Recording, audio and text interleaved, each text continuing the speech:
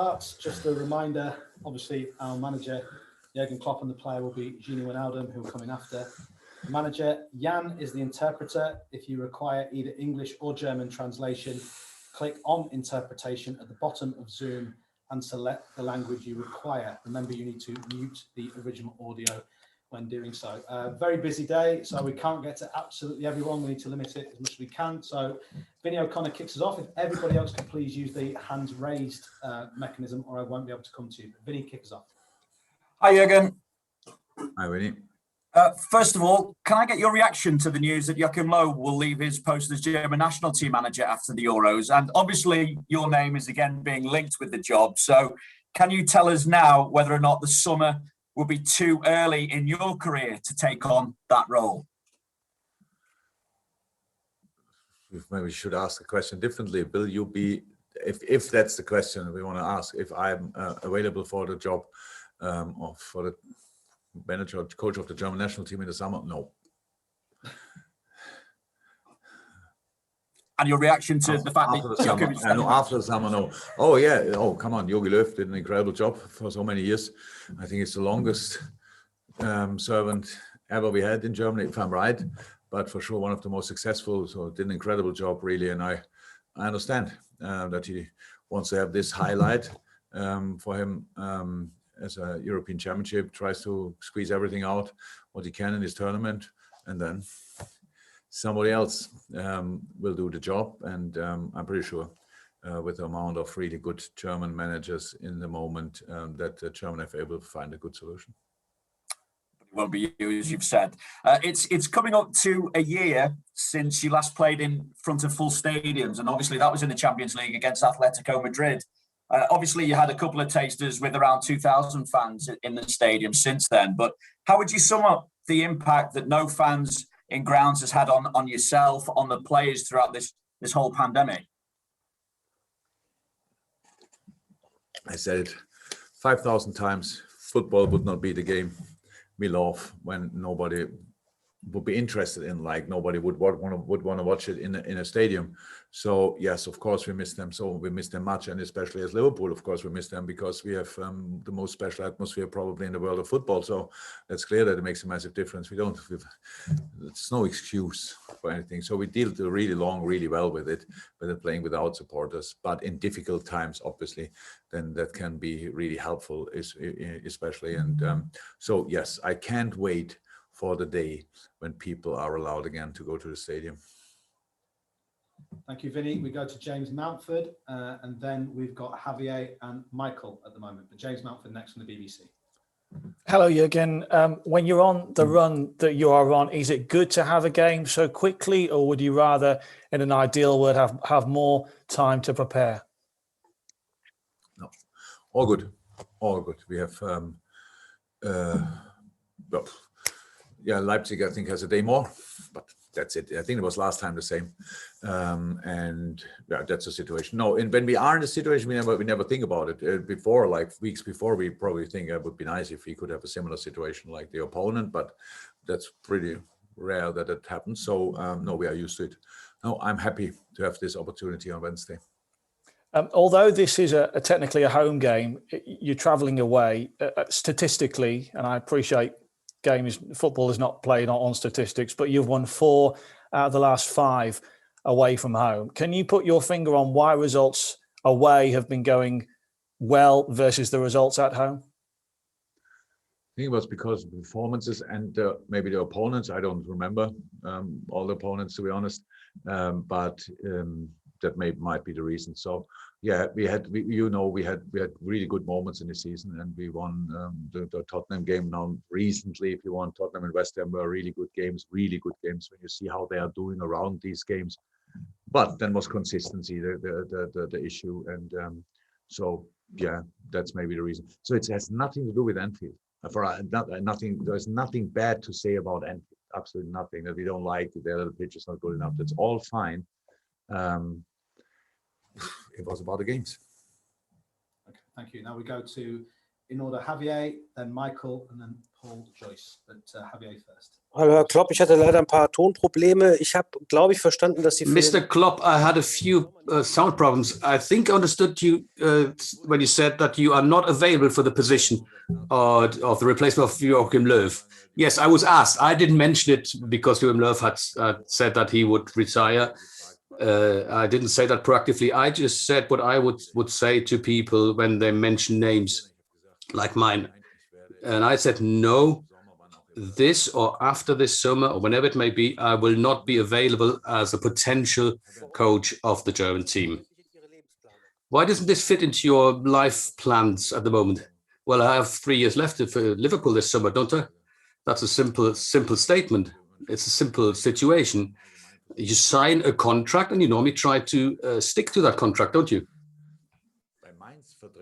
I had a contract in Mainz. I had contracts in Mainz where I stuck with them, even though there was interest from other Bundesliga teams with more money. It's just timing in money. If it doesn't work out, then you don't need to lose any sleep over it. I don't have a problem with it.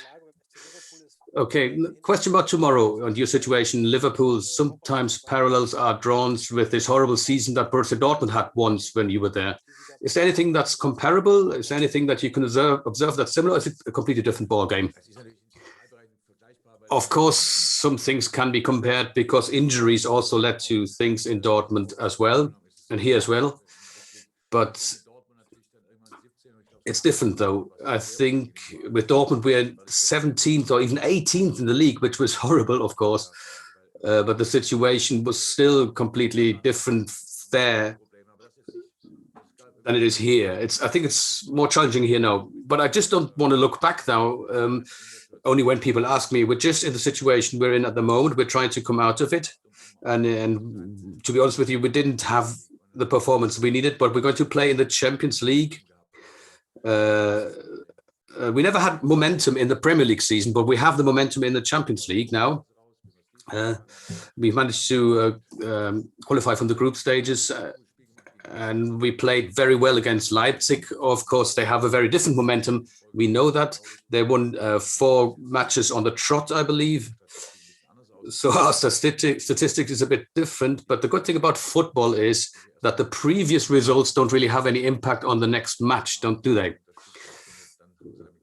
And if it's a different tournament, even less so. So we look forward to the challenge tomorrow. Hallo Herr Klopp, Michael Milewski von der Bild-Zeitung. Michael from Bild. Let me ask again about Mr. Löw. Who do you think would be a favorite successor to the German manager? And about the match tomorrow, what makes Leipzig dangerous, maybe even more dangerous than in the first leg? I don't know. I'm completely the wrong person to ask. I was just as surprised as everybody else when I heard the news today. But there's enough time left to find a successor now, so that's no big deal. And I'm sure the people will do that thoroughly. Leipzig are good. They're just good. There's nothing else to say about them. They have a great team, a great manager. I don't know whether they're any more dangerous than 4 weeks ago. It's only half-time now, isn't it? You know, we've been in this game long enough to know that we're not qualified yet. We're not there yet. We know that. But Leipzig was good and is good. And we had a very good match on that day as well.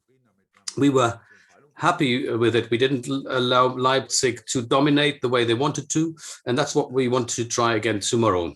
And we'll just have to see who we can field and who Leipzig can field. When you have such a long gap between the first and the second leg, you have no idea whether the team or the lineup will be similar again. So it'll be similar, definitely, but not exactly the same. And I don't know what Leipzig's situation is or what their team might be like. We'll see tomorrow night. But this is not what it's about. It's just about finding a way in the match to get the result that you need. And that's what we're going to work on. Who's coming next? Please use the hands up for Jeannie. We'll go to Paul for what I think is probably the final part of this section. Paul? Jurgen, Fabinho came on in midfield at the weekend. Is that an option for tomorrow that you're considering? And also, given the run that you're on, is it difficult for you to believe that your side can be successful in this competition? What gives you the faith? What gives you the faith? Two things. The team, the moments we had on the pitch, the competition, the quality of the boys, and football in general, because they will always have a chance in the next game, and that's already enough. Must be enough most of the time. And so I said it's half time, and we have to play the game to gives us the opportunity to go to the next round. If we play that good that we can do that, then we deserve it, and if not, then not. So that's the situation. So I have no doubts about us for tomorrow. Not that I know we will go through 100%, but I know we will give Leipzig a proper fight, and that's the only thing I need to know in the moment. And for all the rest, yeah, there's no guarantee for nothing, not for them, not for us, but there's 95 minutes to use to get closer to the things you want. And the second part of the question was Fabinho, by the way, and then we'll just take one. Oh, I think, yeah, I don't know with Fab, so we have to see. Oh, but I know, but I don't say it. Yeah, maybe that's better. That's the truth. But we will see. Yes, it's an opportunity, but having Fab back is in general good. And we didn't play him obviously for that game now from the beginning, because just after a long time being out and then 2 games in a row, that we thought that makes not too much sense, or it's too dangerous in our situation actually. And so now he's ready. But if he will play centre half or midfield, that decision you will see tomorrow. Okay, thank you. Final question then, Andy Hunter. All hands up from now, please. I'll keep James and Vinny in from the panelists, but all hands up now for Gini Wijnaldum, who's coming next. But Andy, final one to Jurgen. Hi, Jurgen. I was just going to ask, given the unique nature of this season, you've got a club from England, a club from Germany going twice to Budapest to play a tie where home and away advantage doesn't really come into play yet. The home and away goals rule still applies. Would it not have made much sense, do you think, just to have a one-off game in these circumstances? So if I look back now, I would prefer that. That would be really cool. No, but in general, I hope, and obviously the development in England goes really in the right direction. I hope that in maybe the next round, Germany is in the moment a slightly unique situation.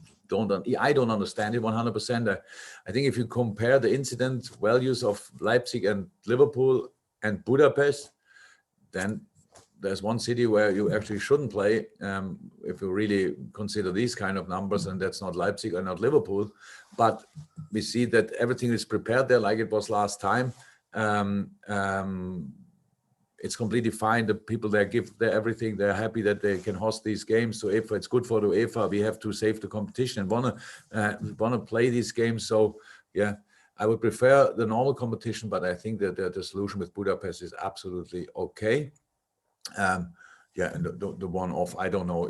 I think it would change even more the competition if you do that. I have no problem with playing 2 games, to be honest. Fantastic. Thank you, Andy. Hands up for Gini Wijnaldum, please, if that's okay. And Joe will come in with him in a second. That's us. Done. Thank you very much. Thank you, guys.